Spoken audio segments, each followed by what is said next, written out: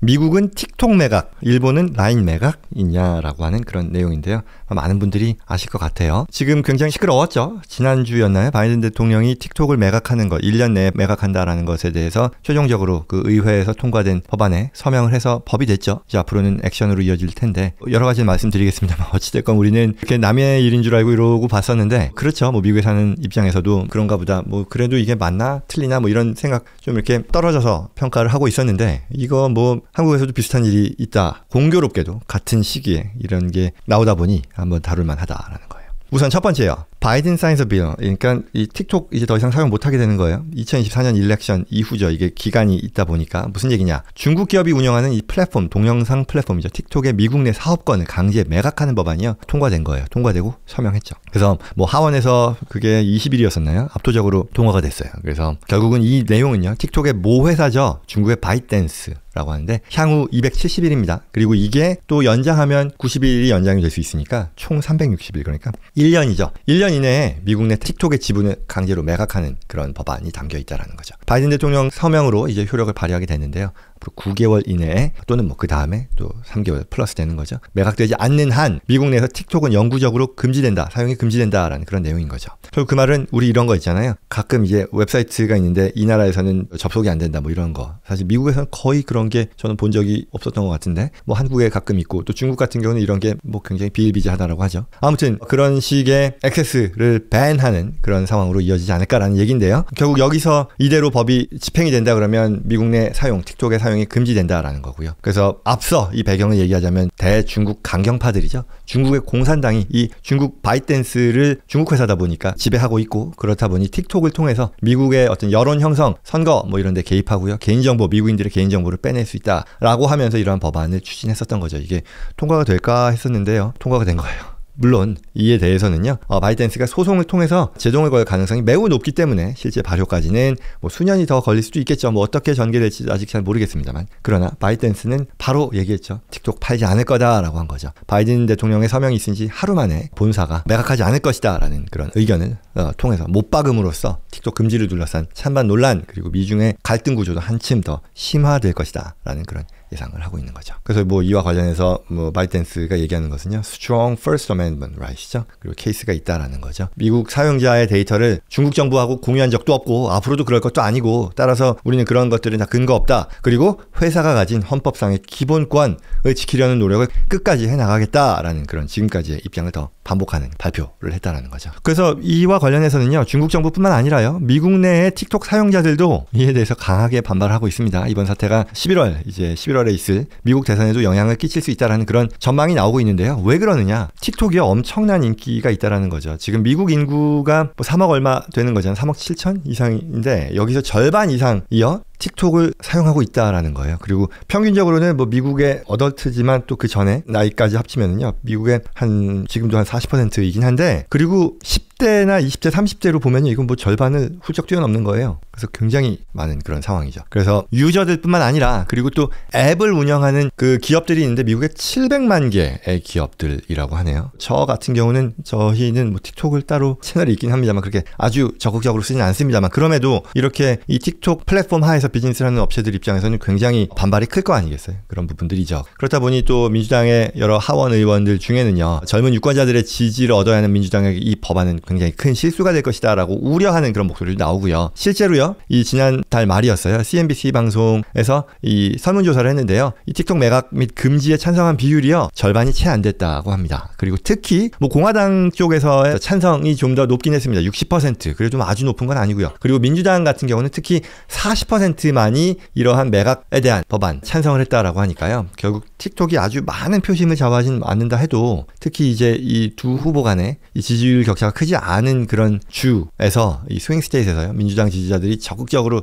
지지를 해야지 될 텐데 민주당 입장에서는 이게 경합주에서 영향을 미칠 수 있다라는 그런 얘기를 하는 거죠. 또 더 나가서 인수자를 찾는 과정도 만만치 않을 것이다 라는 그런 기사도 나오는데요. 높은 가격 때문인 거죠. 지금 틱톡의 이 미국 사업부의 가치를 거의 1000억 불, 137조 원이라고 하는데요. 그렇기 때문에 이걸 소화할 수 있는, 살 수 있는 기업은 뭐 얼마 없는 거죠. 뭐 메타라던가 구글, 뭐 빅테크 기업들만 될 수 있을 텐데, 이들은 또한 기존의 그들의 플랫폼에서 반독점 문제가 걸려 있잖아요. 디파트먼트 오브 저스티스하고 계속 그들의 플랫폼 자체만으로도 반독점인데 이걸 허락할 수도 없는 거잖아요, 정부 입장에서. 그렇죠? 그리고 또 더 나가서 파이낸셜 타임스가 얘기하는 것은 중국 전문가들이 이제 예상하는 거죠. 중국 정부가 이걸 그대로 손 놓고 있겠느냐라는 그런 것들이죠. 아무튼 뭐 첩첩산중이다라는 그런 얘기입니다. 당장 1년을 하고는 있습니다만 뭐 어떤 식으로든 앞으로 얘기가 전개되지 않겠느냐라는 거죠. 그래서 이게 아까도 잠깐 얘기했습니다만 틱톡을 사용하는 그런 입장에서도 비즈니스하는 그런 사람들도 있잖아요. 이게 어떻게 서포트를 받을 수 있겠느냐라는 건데요. 이걸 굳이 한국에 있는 사람들의 입장에서 치환한다 그러면 유튜브를요, 한국 사람들이 이제 본단 말이죠. 미국이란 말이에요. 미국 플랫폼이잖아요, 구글에. 그런데 뭐 안전 문제라던가 보안 문제 등으로 한국 기업한테 이 유튜브를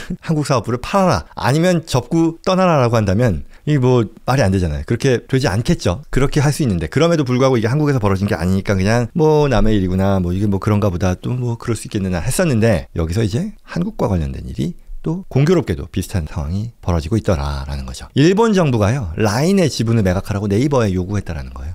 라인이 뭐냐? 일본의 뭐 카카오톡이죠. 간단히 말하자면 일본뿐만 아니고요, 대만, 동남아, 뭐 태국 등에서도요 독보적으로 많이 사용하는 그런 이 SNS라고 합니다. 그래서 사용자 숫자로는 카카오톡하고 비교도 안 되게 더 많은 그런 상황인 거죠. 그래서 이게 어떻게 될 것인지에 대한 부분인데요. 지금 이 라인을 운영하고 있는 그 회사가요, A홀딩스라고 하는데요. 여기에 지분이 현재 한국의 네이버가 50%, 그리고 일본의 소프트뱅크가 50%를 보유하고 있거든요. 이 배경도 좀 이따 더 설명을 드리겠습니다만, 뭐 하여튼 지금의 상황은 그런 거예요. 근데 5대5로 딱 나뉘어져 있는데 이 경영권을 소프트뱅크에게 뺏길 상황이다라는 그런 얘기인 거죠. 그래서 이 배경이라고 하면 작년 11월, 그 전에도 사실은 이슈가 있긴 했었는데, 라인의 고객 정보를 관리하는 이 네이버의 클라우드가 이제 해킹을 당하자, 그래서 이제 일본 정부가 라인 야후에서요, 이 네이버 측의 지분 정리를 요구하고 있다라는 그런 거죠. 결국 말하자면 한국 기업이 이 서버를 한국에서 관리를 하고 있는데 이 경영권을 행사하는 그런 상황이기 때문에 해킹에 대한 대처가 미흡하다라는 그런 얘기를 하는 거죠. 이와 관련해서요, 좀 더 살펴보면요, 라인에 대해서 좀 더 설명을 하자면요, 라인이 지금 일본의 대표 SNS 서비스 플랫폼이라고 할 수 있는데요. 앞서 잠깐 얘기한 것처럼 이게 2011년도 때 설립이 됐어요. 만들어졌어요. 당시에 이 동일본 대지진이 있었잖아요. 그때 지진이 발생한 뒤에 일본에서는 그때까지만 해도 카카오톡과 같은 메신저가 없었다는 거죠. 친구라던가 가족들의 생사를 알 수 없는 대혼란이 발생하다 보니 당시에 그 이혜진 네이버 의장이죠, 이 소중한 사람들을 한 라인으로 이어준 서비스를 한번 만들어보자 라고 해서 서비스가 처음으로 나왔던 거죠. 그래서 이제 그 뒤로는 굉장히 마케팅도 잘 하고 해서 뭐 일본뿐만 아니라 태국, 동남아에서요, 그래서 이 월간 활성 사용자 숫자가요 2억 명이 넘는다고 합니다. 일본에서도 일본 인구가 총 뭐 1억 2천 3천 되잖아요. 그 중에 80%가 사용하고요, 거의 데일리로 사용한다라고 하니까요. 그런 부분들이었었는데, 그렇게 2011년도에 만들어졌어요. 그래서 굉장히 엄청난 성장을 한 거죠. 마침 일본에는 그런 경쟁 업체들이 없었거든요. 그러다 보니 아마 여러분들이 상상하실 수 있을 텐데요, 일본에서도 마치 이게 일본 기업이냐 아니냐라는 그런 논쟁이 엄청나게 관심을 끌었다라고 하네요. 한국에서는 또는 뭐 미국에서는 이에 대해서 그다지 관심을 안 썼지만 실제로 큰 이슈였었다고 합니다. 예전에 한국 같은 경우는 그 롯데가 그런 게 있지 않습니까? 이게 한국 기업이냐 뭐 일본 기업이냐 논쟁이 있었던 것처럼 비슷한 거였죠. 그래서 이혜진 의장이 2016년인가요? 일본 기업이다. 왜? 이거는 일본의 이사진들이, 일본 사람들이 훨씬 더 많고, 그리고 일본 법에 따라서 기업이 운영되고 있고 세금도 일본에서 내고, 그러니 우리는 일본 기업이라고 본다. 뭐 이해할 만한 그런 포지션이죠. 그러면서 여러 차례 여론을 진화하려고 했어요. 그랬지만 그래도 좀 잘 안 됐다네요. 잘 안 돼서 그래, 그러면 이거를 라인 야후이죠? 그래서 이렇게 만들어 본 거예요. 합병을 한 거예요. 야후 재팬하고 이 라인이 합병을 한 거죠. 그래서 일본의 대표 IT 기업이잖아요. 야후 재팬이니까. 그래서 2019년이었어요. 손정의 이 소프트뱅크 회장이요, 온라인 비즈니스를 망라한 플랫폼을 완성하겠다라고 하면서 당시에 1위 메신저였던 이 라인의 협업을 먼저 제안했다라고 합니다. 그래서 라인과 야후를 합병하면서 이 지분을 똑같이 50대 50으로 나눈 거죠. 그래서 완전히 같은 수로 했었고, 공동 경영권을 행사하겠다라고 했었던 건데, 그런데 이제 여기서 몇 가지 좀 일들이 발생하면서 좀 시끌시끌해졌다라는 거죠. 앞서 얘기했던 해킹 사고도 있었고요. 그리고 또 여기서 서버의 데이터 관리 업체가 한국에 있다라는 것이 공개되면서 뭐 그럴 수도 있지라고 하겠지만 일본 입장에서는 이걸 받아들이는 걸 굉장히 좀 충격적으로 받아들였다라고 합니다. 그래서 이때부터 조금씩 압박을 받기 시작하고 또 소프트뱅크도 이에 맞게 지분 매각을 압박하기 시작했다라는 그런 얘기죠. 그래서 여기 더 나아가서요, 뭐 얘기하는 것은 일본의 정부 기관이 여기에 입김을 넣기 시작했다라는 건데요. 지난달에 라인 야후에다가 작년에 발생했던 그 개인정보 유출 사고에 대해서 행정지도라는 거를 내렸다고 합니다. 뭐 행정지도라는 것이 어떤 법적인 구속력이 있는 건 아니지만 통신업이라고 하는 것이 결국은 여러 국가의 기관 산업망을 이용하는 거잖아요. 통신 산업망을 이용하다 보니 이런 정부의 행정지도를 그대로 무시할 수는 없는 상황이라고 합니다. 그래서 일본 정부 입장에서는 개인정보 유출의 원인이 시스템 업무를 과도하게 네이버에 의존했기 때문이다라고 규정을 하고요. 개선책을 마련하는데 여기에는 이 네이버와의 지분관계 재검토도 포함하라라는 그런 내용의 행정지도를 내렸다라는 거죠. 그리고 더 추가로 이제 또 개선책을 다시 내라라고 하는 2차 행정지도를 최근에 또 냈다라고 하는 거죠.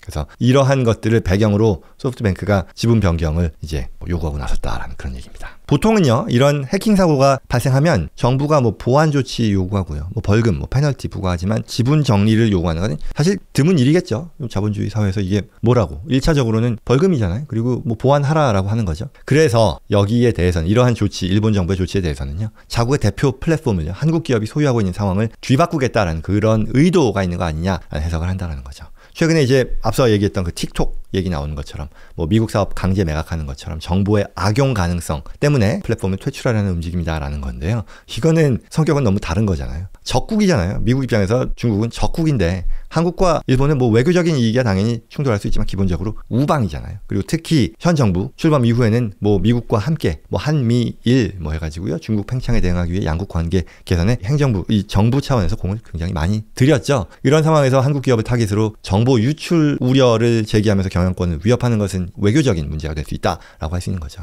그렇다 보니 뭐 네이버 입장에서는 서비스 보안 강화, 그리고 지분 관계 재검토, 뭐 다양한 대응책 두고 고심하고 있다라는 건데요. 그럼에도 내부적으로는 이걸 강제로 매각하는 것은 안 된다라는 반대 목소리, 그렇죠? 더 나아가서 IT 업계에서도요, 보는 거죠. 앞으로 이게 어떻게 영향을 미치겠느냐. 뭐 일본에서 비즈니스하는 그런 업체들, 할 업체들도 많을 텐데 자국 회사와 합작하는 우방국 기업의 지분 매각 등을 압박하는 것이 맞겠느냐, 그렇죠? 더 나아가서 뭐 일본 입장에서 그렇다면 뭐 일본에서 이렇게 사업 활동을 하는 유튜브, 페이스북, 인스타는 뭐 어떻게 하겠다라는 거냐? 라는 거죠. 그래서 이러한 사태가 장기화되면 경제 교류뿐만 아니라 뭐 외교 관계 개선에도 찬물을 끼얹게 될 것이다라는 거죠. 이 외국 플랫폼 기업을 퇴출한다라는 것은 해당 국가를 신뢰하지 못한다라는 그런 것과 같은 메시지라고까지도 볼 수 있는 거니까요. 그래서 마지막으로 이제 한국 정부의 입장이 나왔는데요. 이게 최근 기사였습니다. 그래서 이 우리 기업에 대한 차별적인 조치가 있어서는 안 된다는 것이 우리 정부의 확고한 입장이다 라고 발표했다라고 합니다. 그래서 또한 여기서는 필요시에는 일본 측과도 소통하겠다라는 그런 얘기. 그리고 더 나아가서 최근에 2023년에 한일 투자 협정이라는 걸 맺었는데요.